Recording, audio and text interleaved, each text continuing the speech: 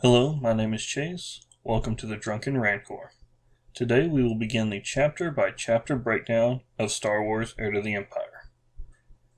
Heir to the Empire was released in 1991 and is written by Timothy Zahn. Heir to the Empire was Zahn's first venture into the Star Wars universe, though it would not be his last. Zahn has continued to release new stories over the years, even being brought into the new canon after Disney's takeover of the franchise, in order to reintroduce his most popular character, Grand Admiral Thrawn. Now let's sit back, pour yourself a glass of Spotchka or Carillion Ale. I for one will have Balcones lineage in my glass.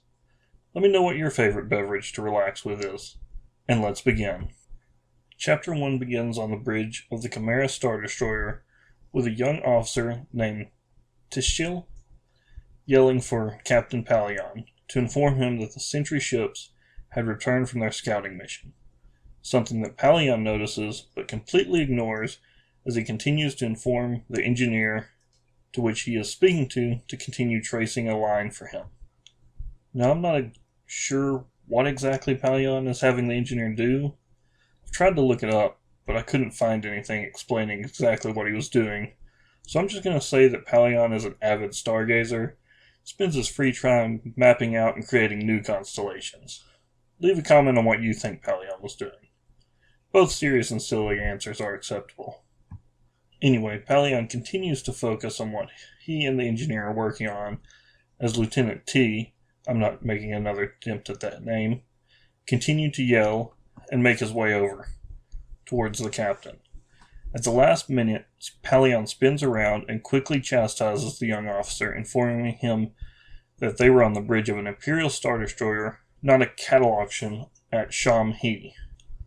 While this is just a throwaway line, that had very little to do with anything, really. Its only meaning was to show that an officer of a Star Destroyer were supposed to behave better than some country folk at a cattle auction. And seeing as I am country folk that has been to many cattle auctions, I would have to agree. You don't want us on the bridge of a Star Destroyer. It would end with Vader doing the two-step as someone played the guitar. Either that, or someone would put a lift kit on a Star Destroyer. How, you might ask? Duct tape, WD-40. Same way we fix anything. Sham-He is a small backwater world in the Outer Rim where the natives, I'm about to butcher these names, Kienthar, raise Darlax from the backs of their flying beasts called Bentels. Sham-He has little to no other appearances in Star Wars, other than this offhanded comment, and a Clone Wars webcomic, which means that there is next to nothing really known about the world. Though it did give me an idea from Mandalorian.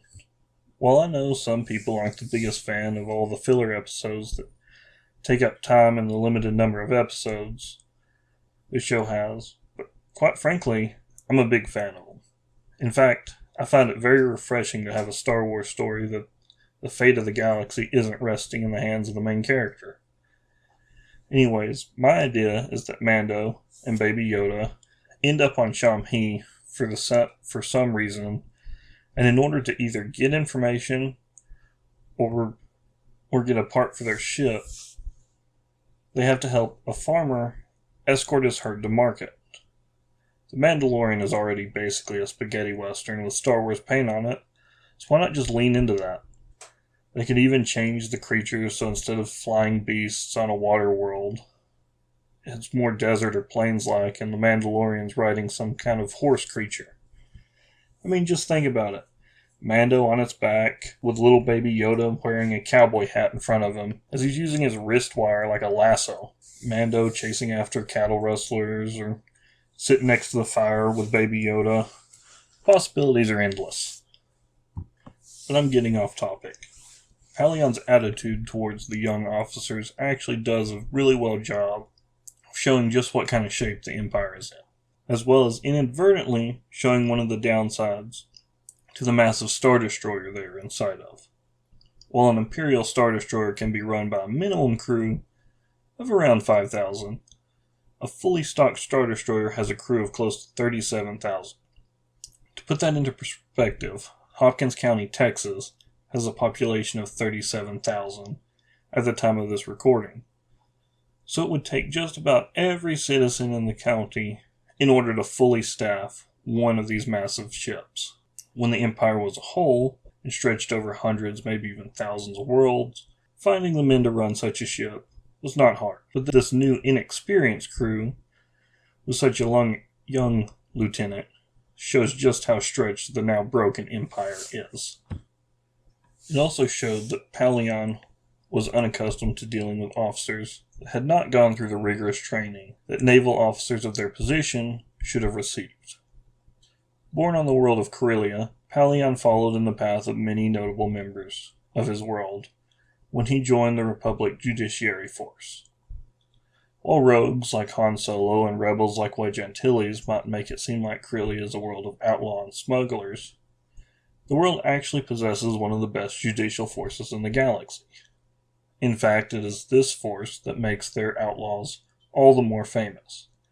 After all, if you can outwit Corellian security, any other police force in the galaxy is a cakewalk. While Palion did not join Corellian security, a good thing for any outlaws in Corellia, he did join the Republic Judiciary Force, where he quickly rose to the rank of captain, though he never advanced into admiralty because of his tendency for chasing women, his many frequent casual relationships being frowned upon by his commanding officers. Upon the outbreak of the Clone Wars, he was placed in command of the acclimator assault ship, the Leveler, where he quickly earned the respect of his crew since he refused many of the luxuries usually allowed to the captain, like a private chef, and instead he dined with the crew, wanting a closer, more united crew from when the fighting started. His closeness with his crew is further showed when he had remorse at the loss of 2 clones under his command. On a mission, he also worked alongside Captain Rex. Later in the war, Palion is caught in a trap that was set for Master Ronhard Kim.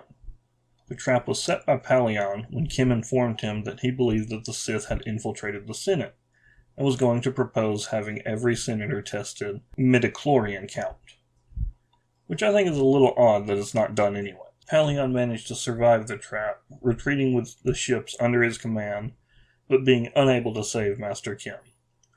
Palion served out the rest of the war, coming to respect the clones under his command, and seeing them as fully human, unlike many of his fellow officers that regarded them as nothing more than droids. Upon the creation of the new empire, Palion was assigned to the Chimera soon after the ship's maiden voyage, and he would continue to serve on the ship throughout his career under the Empire. In fact, while Palion had a very successful record under both administrations, his career seemed to stall under the Empire, as Palion did not become the captain of the Chimera until the Battle of Endor, meaning he spent close to 20 years as an officer aboard the ship without ever receiving a promotion or a ship of his own. Palion continues to look over the crew as he continued to ponder just how young and inexperienced they were.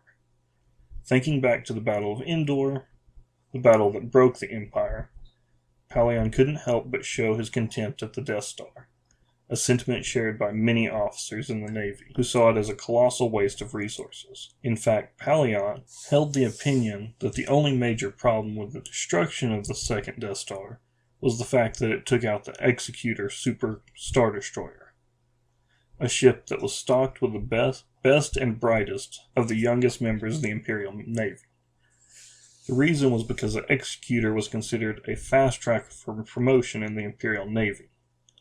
The downside was the reason it was a fast track to promotion was because Vader had a habit of killing officers he didn't like, meaning the lifespan of officers weren't very long. I like to imagine that when you graduate from the academy, you're met with a counselor to help decide where you get assigned. I don't know what would be funnier, if the counselor was recommending the Executor with the warning not to tick off Vader, or if he was strongly against it, begging his top students not to request assignment there, because every single one of them he sends ends up dead within a week. After all, Vader's just as dangerous to his own men as he is to the rebels. Palion continues to ponder about the loss of the Executor, and how the fleet broke apart at its loss, and how he was forced to assume command of the broken fleet and order the retreat. Now this got me wondering, if the Chimera was just an ordinary Imperial Star Destroyer, why was it third in command of the Imperial fleet, right behind the Executor and the Pride of Tarlandia, a large battleship that was serving as the main communication ship of the fleet, which left the Chimera outranking another 32 Star Destroyers, as well as the battlecruiser Ithmar's Fist. Now, it never said exactly what kind of battlecruiser it is, but considering nearly all battlecruisers are much larger than an Imperial Star Destroyer, and it was commanded by an admiral, it is odd to me that the Chimera would outrank it in the line of battle. Now, the simple explanation is that the Chimera wasn't the ranking ship, and Palion only took command because in the chaos of losing the flagship and the Death Star, everyone was just looking for someone to take the lead. That would also explain why upon meeting up after the retreat, Palion immediately handed command back to an admiral that had been serving at Endor. But who wants simple? My new reason as to why Palion took command is because the Chimera was one of Vader's personal Star Destroyers. Now that may sound weird, mainly because as far as I know Vader never set foot on the Chimera, but hear me out. The Chimera is named after a monster from Greek mythology, a giant fire-breathing beast with the head of a lion and a goat on one end, and a tail that ended with the head of a snake on it. Though that's not important for my theory. What is important is the fact that the Chimera was the son of Typhon and Echidna, and was the brother to the Hydra and Cerberus. And I know that Typhon and Echidna are considered the father and mother of all monsters, and probably had more than these. But these are basically their big three, the most famous of their children. Now, there was an Imperial Star Destroyer by the name of the Hydra stationed inside the Maw system under the command of Natazi Dala, a Star Destroyer that was given to her by none other than Grand Moff Tarkin. So my theory is that the Chimera and the Hydra were built together, most likely cutting edge at the time, possibly even the first two Imperial II class Star Destroyers. And they were then gifted to both Tarkin and Vader respectively. It also leaves the possibility for a Star Destroyer named Cerberus to have been gifted to Palpatine. The fact that it never comes up means that it's either on some secret mission protecting one of Palpatine's many secret projects, or it was just sent into the main fleet and never did anything worthwhile. There's an idea for any fanfic writers out there. The Cerberus, private Star Destroyer of the Emperor. Vader probably just kept the Chimera in Death Squadron while he commanded the Executor, and Moff Tarkin sent the Hydra away to the Maw installation. But back to the story. Palion's pessimistic train of thought soon turned to a more optimistic one as he began thinking about their new commanding officer, Grand Admiral Thrawn. Palion gave a smile as he headed towards Thrawn's chamber in order to inform him of the return of the scouts. The door opening upon his arrival, Palion entered only to be surprised by Rook, Grand Admiral Thrawn's guard, and a member of the Nagri species. Now there is a lot to go into about the Nagri, but I plan to save that for later chapters. Though I will mention that Rook is actually one of the few characters who managed to make his way into the new Disney canon, having returned with his master Thrawn. That does make me wonder about his new backstory. As we will find out throughout this book, the connection between the Nagri and Leia is a massive one. That is a continuous part of our story for the rest of Legends. So I wonder how much of the Nagri story we will read about in this book that will eventually be brought back into the new canon, and what will be changed. Palion leaves Rook to his guard duty as he enters the room and is soon greeted by Grand Admiral Thrawn. With piercing red eyes and blue skin, Thrawn was an intimidating sight.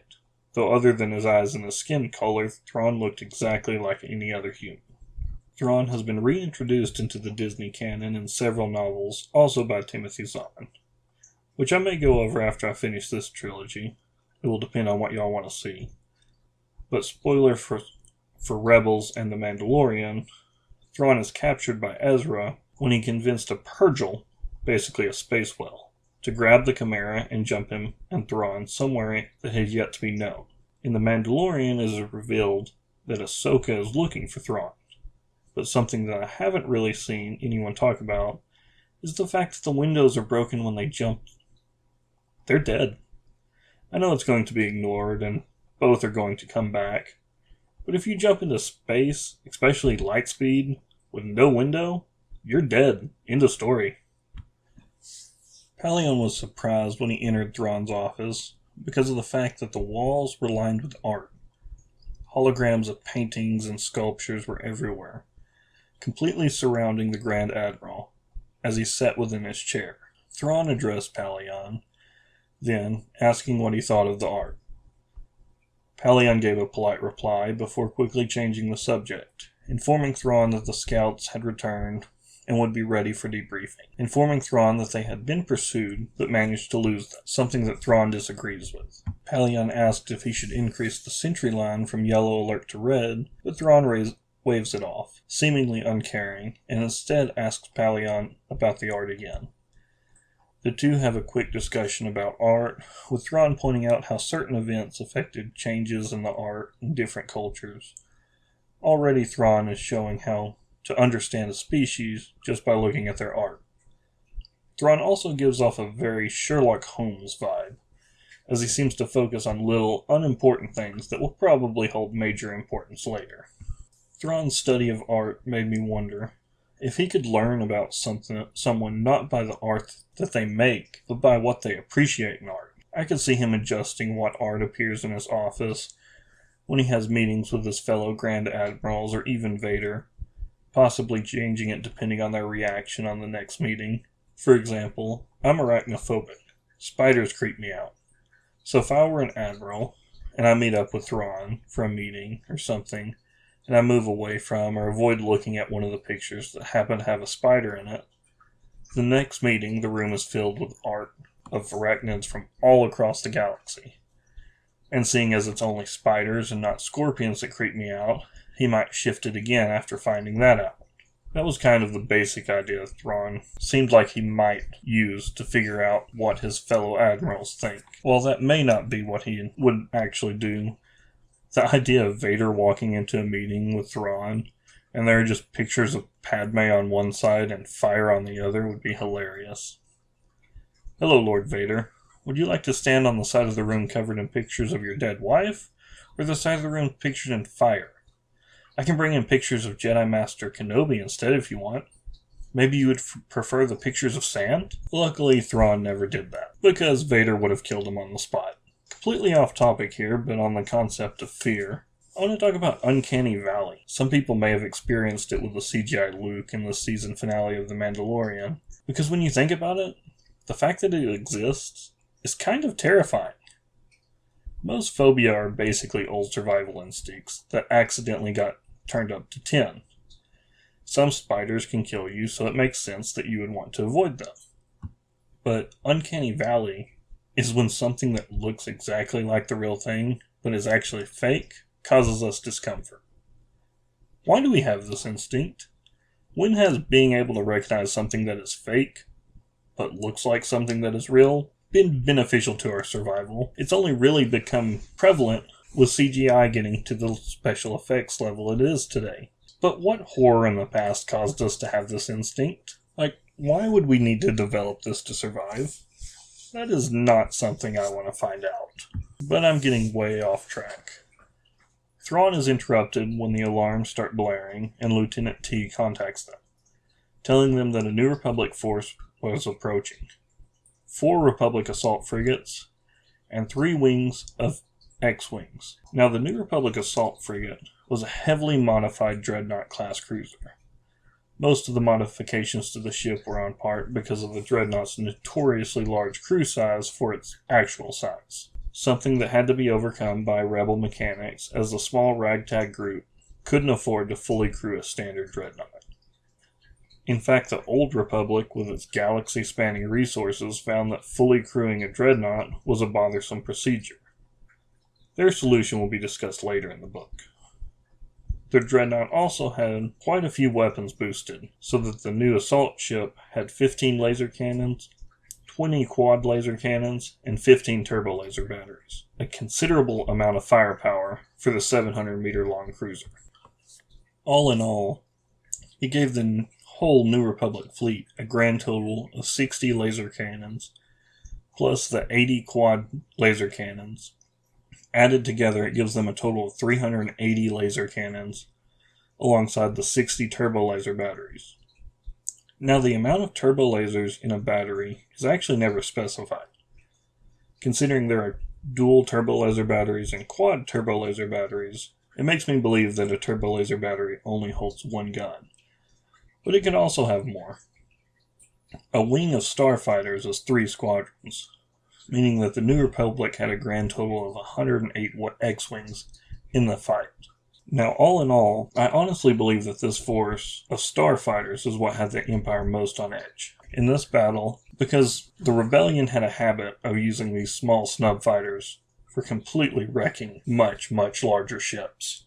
On the Imperial side, as far as I can tell, is just one Imperial 2 Star Destroyer and its full complement. As I said earlier, a Star Destroyer was basically a city in space.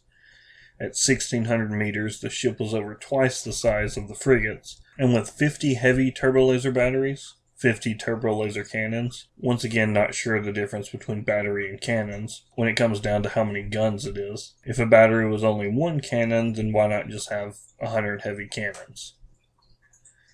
Let me know in the comments what you think. An additional 26 or more turbo laser batteries could be added on, as well as 20 heavy ion cannons and 8 octuple turbo laser barbettes, meaning the Chimera is armed with possibly 126 turbo lasers, plus the 64 turbo lasers that make up the batteries, or that make up the barbettes, not batteries, for a total of 190 turbo lasers, as well as 20 ion cannons.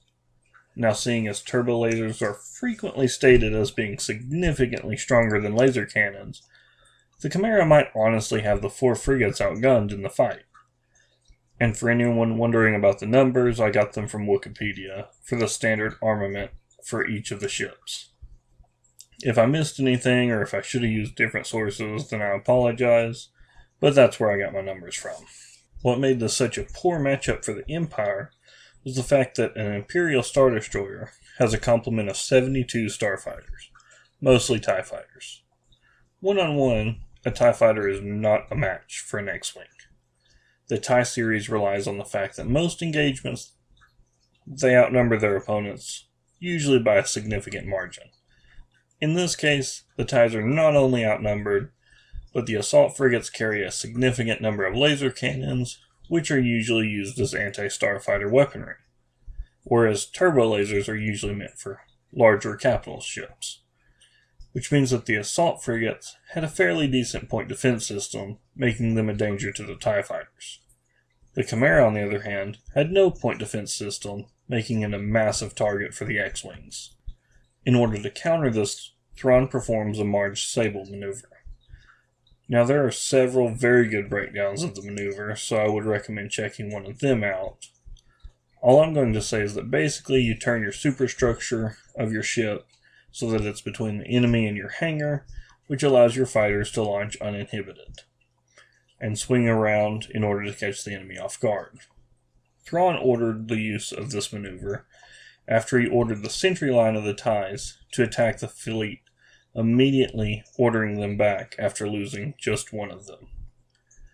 After the battle, Thrawn explains that he had used the attack by the sentries to determine that the fleet was commanded by an Eloman, and that through his study of their art, he had determined that Eloman were incapable of understanding the unstructured attack pattern of the Marge Sable.